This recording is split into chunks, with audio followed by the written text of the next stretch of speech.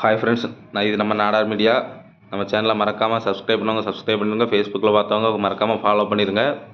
நம்ம இன்றைக்கி எதை பற்றி பேசுகிறோம்னா, நாங்குநேரில் இல்லாத ரெட்டை கொலையை பற்றி தான். இது என்னென்னா, இதே மாதிரி 4 வருஷத்துக்கு இருக்க முன்னாடி நடந்து கோதைச்சேரிங்கிற ஏரியாவில், அதுவும் எந்த குற்ற பின்னணியும் இல்லாத ஒருத்தனை இதே மாதிரி ஒரு கும்பல் வெட்டி தாக்கி கொண்டுச்சு. அது 4 வருஷத்துக்கு அப்புறம் இப்போ மறுபடியும் அதே போல் நடக்கு.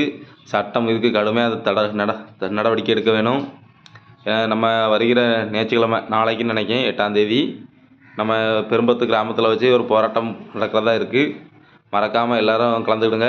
ஏன்னா, ஒரு குற்ற பின்னணியில் இருக்கவனை கொன்னா கூட தெரியாது. எந்த ஒரு குற்ற பின்னணியில் இல்லாதவங்கள சும்மா வெட்டி போடுறது ஒரு கலவரம். அது எப்படின்னா, நாளைக்கு நம்மளே ஒரு இடத்துக்கு வெளியே போக முடியாத நிலமையில் இருக்குது. ஏன்னா, நான் இருக்கட்டும், இல்லை உங்கள் பிள்ளையாக இருக்கட்டும், யாராகவும் இருக்கட்டும், நம்ம தான் எந்த குற்றமும் பண்ணல, நம்ம எப்பவும் போல் போவோம். சும்மா ஒருத்தன் வெட்டி போட்டு போனால் விளங்குமா?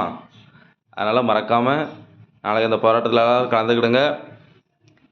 முக்கியமாக இதுக்கு நீங்கள் எல்லோரும் அரசுக்கிட்ட கேள்வி கேளுங்க.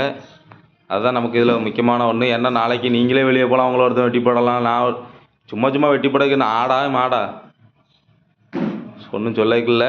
அந்தளவுக்கு நம்ம கவர்மெண்ட்டு மோசமாயிட்டு. நீங்கள் நினைக்கலாம், நம்ம தான் எந்த ஒரு தப்புமே செய்யலையே, நம்மளை எவனும் வெட்ட மாட்டான் அப்படின்ட்டு. அதே போல் நினச்சிட்டு இருந்தவங்க தான் அந்த 9 பேரும். டீ கடை 7 பேரும், அந்த டீ கடையில் இருந்தால் 7 பேரும் அப்படி தான் நினச்சிருப்பாங்க. அவங்களுக்கு என்ன தெரியும், நம்ம எப்பவும் போல் டீ குடிப்போம் அப்படின்ட்டு தான் இருந்திருப்பாங்க. ஏன்னா, அவங்க மேலே ஒரு குற்ற பின்னணி ஒன்றுமே கிடையாது. அவங்க எப்பவும் போல் இருந்திருக்காங்க.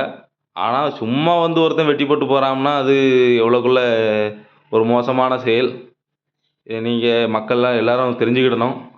எல்லோரும் நினைப்பே, இந்த கதை நமக்கு எதுக்கு, நம்ம தான் எங்கேயும் போகலையே, எந்த பிரச்சனையும் பண்ணலன்னு பார்த்துக்கிடுங்க.